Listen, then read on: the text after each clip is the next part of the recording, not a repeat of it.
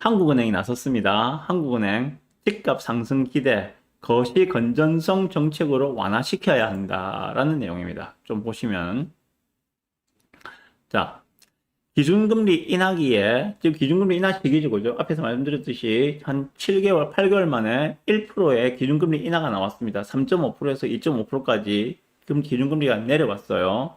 이러한 기준금리 인하 시기에 집값 상승과 가계대출 증가를 부추기지 않으려면 금융당국의 건전성 정책 강화가 필요한 주장이 한은에서 나왔다고 합니다. 예.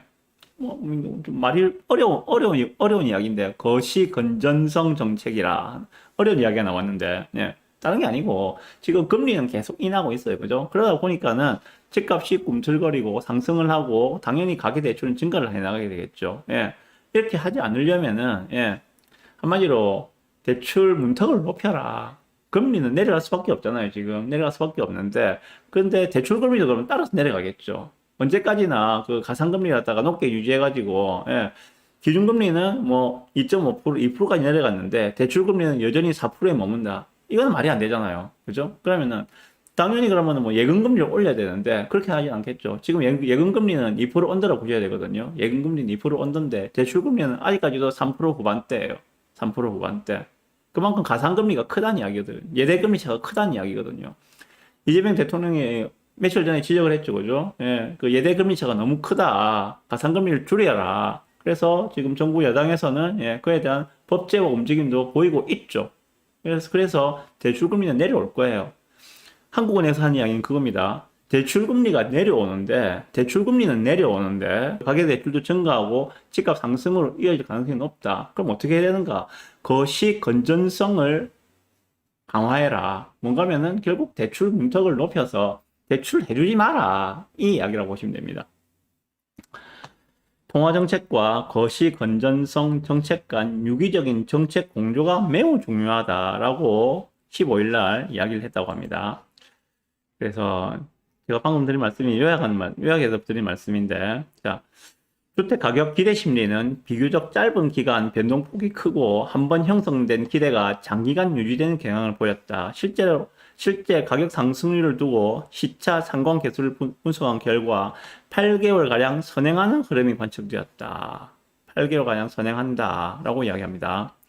하는 특히 금리 인하가 단기적으로 주택 가격 기대 심리를 자극하며 거시 건전성 정책이 함께 완화된 국면에서 그 자극 효과가 더 크다라고 이야기하고 있는데, 무슨 말인가 하면은, 그 금리 인하 시기에는 당연히 이제 주택가격 상승에 대한 기대 심리가 커지겠죠. 그리고 그 대출을 받아도 이자 부담이 점점 더 적고 경감되기 때문에, 예, 더 주택 매수에 대한 그런 심리들이 더 강해질 거예요. 그런데 그런 와중에 거시 건전성 정책을 더 완화한다. 한마디로 대출 갖다가 좀 왕창왕창 해주는 이러한 사태가 발생한다면은, 예, 걷잡을 수가 없다. 이런 이야기입니다. 그래서 통화 정책과 거시 건전성 정책을 같은 방향으로 운영하면은 기대 심리가 크게 변동하니까는 두 정책을 반대로 운영해서 서로 상쇄를 시키는 게 낫지 않겠느냐라는 게 지금 한은의 이야기라고 보시면 됩니다. 그래서 한은이 통화 완화 기조에 돌입한 만큼, 그럼 이나죠, 그죠? 통화 완화 기조에 돌입한 만큼 집값 상승 등의 부작용을 최소화하려면 금융당국이 거시 건전성 정책을 강화하는 쪽으로 움직여야 한다는 결론을 내렸다고 합니다. 다만 한은은 현 시점에서 필요한 거시 건전성 정책의 내용이 무엇인지에 대해서는 구체적으로 이야기를 하지 않았다고 합니다. 그렇지만 우리는 다 알고 있죠. 예, 대출을 막는 것들입니다. 대출을 막아버리는 것들입니다.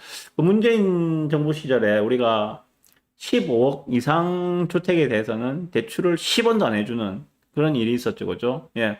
그런 정책이 이번에 또 안 나온다고 보장할 수가 없습니다. 물론 이재명 대통령은 세금으로 주택 가격을 잡지는 않겠다라고 공언을 했어요. 물론 그게 끝까지 끝까지 그대로 유지가 될지는 지켜봐야 되겠지만은, 일단 그렇게 이야기한 지가 며칠도 안 됐죠, 그죠? 며칠 안 됐습니다. 그런데 지금 그 서울이 이렇게 불타오른 상황이라 해가지고 뭐 세금으로 규제를 하는 그러한 카드를 꺼내기에는 좀 부끄럽겠죠. 예. 그러면은 만만한 게 대출이거든요. 그 수요를 조절하기 위한 정부의 정책은 크게 두 가지로 말씀드렸어요. 예. 대출과 세금입니다. 대출을 조정하고 세금을 조정하는 것들. 예, 대출과 세금으로 수요를 조정하는데 세금은 건드리지 않겠다고 공언을 했으니까 그것도 얼마 안 됐으니까 이야기한 지가 결국은 대출로 규제할 것이다. 그게 바로 금융 건전성 강화 정책이다라고 좀 보시면 될 것 같습니다.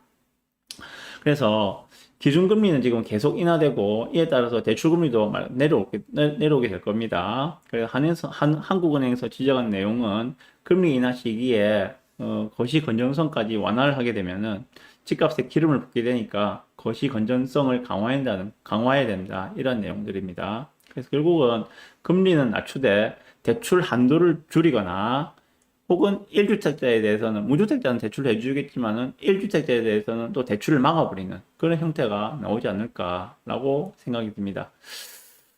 그래서 서울은 또 이게 또 이제 서울과 또 부산의 지방과의 또 차이가 나올 수밖에 없는데 서울은 좀 이런 식으로 틀을 막는 대출 강화, 대출에 대한 그 강화를 갖다가 한 정책으로 나올 수밖에 없을 것 같고 지방은 오히려 이렇게 유동성들이 흘러올 수 있도록 좀 풀어줄 가능성도 있지 않을까라고 생각합니다.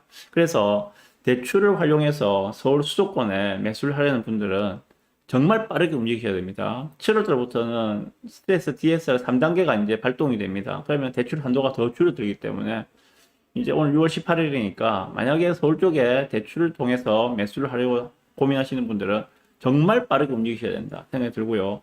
우리 지방 같은 경우에는 상대적으로 시간이 좀 많습니다. 그렇지만 정부 정책은 어떻게 변할지 알 수가 없기 때문에 조금 서두르시는 것도 나쁘진 않을 것 같다.